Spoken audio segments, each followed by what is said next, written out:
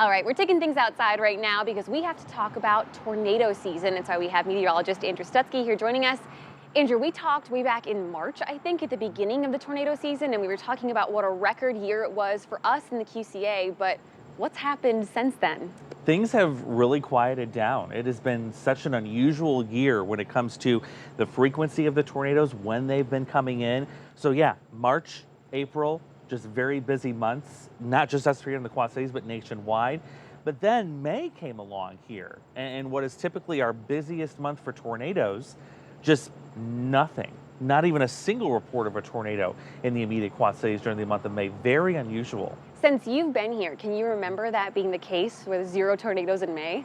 No, I really can't. Not in the recent time frame anyway. I mean, very unusual, especially just given the temperature pattern we've had lately, some of the jet streams that have been involved.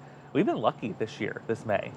So is that normal for us to start off with a record number of tornadoes early in the season and then peter off as the summer continues? It's actually kind of the opposite, especially given the weather setup that we've had. Now, some of it may be attributed to things like drought ongoing that was going on in the West. We've since wiped all that out. But still, typically what you do is you start off slow and then you ramp up as you head into May, June, and then we start to slow down in July. That wasn't the case. Once we got out of May, in June, things picked up again. In July, things kind of slowed down again. So now we're waiting for that second severe weather season later this summer into the fall to see what happens. Okay, I want to get to that in a moment. But what do you think some of the reasons are that we saw such a weird change in tornadoes in our area? I think the biggest thing was just a really active jet stream. The jet stream was very active way down south all winter long. They had multiple outbreaks, multiple episodes of severe weather. Now, it took some time to get that jet stream up here. And we did that in March and April, and then things quieted down in May. But the other thing to think about too is a lot of our region was in drought in the early part of the summer.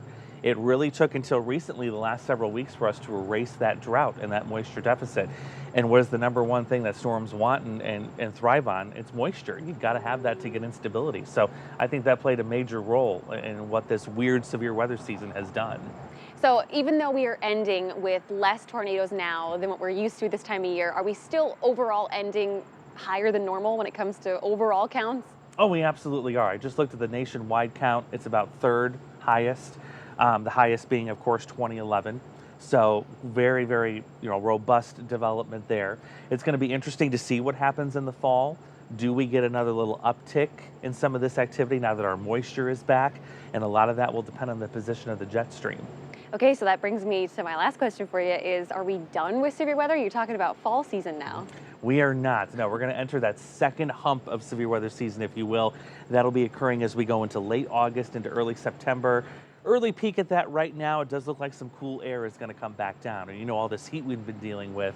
So if that does happen and it runs into the existing heat we've already got going, that could mean another busy second half of the severe weather season coming up. And the second half of severe weather, are we talking tornadoes, derechos? What can people expect? All of it. Yeah, we're talking tornadoes, we're talking flooding, derechos especially because this is prime time for that June, July, August into September.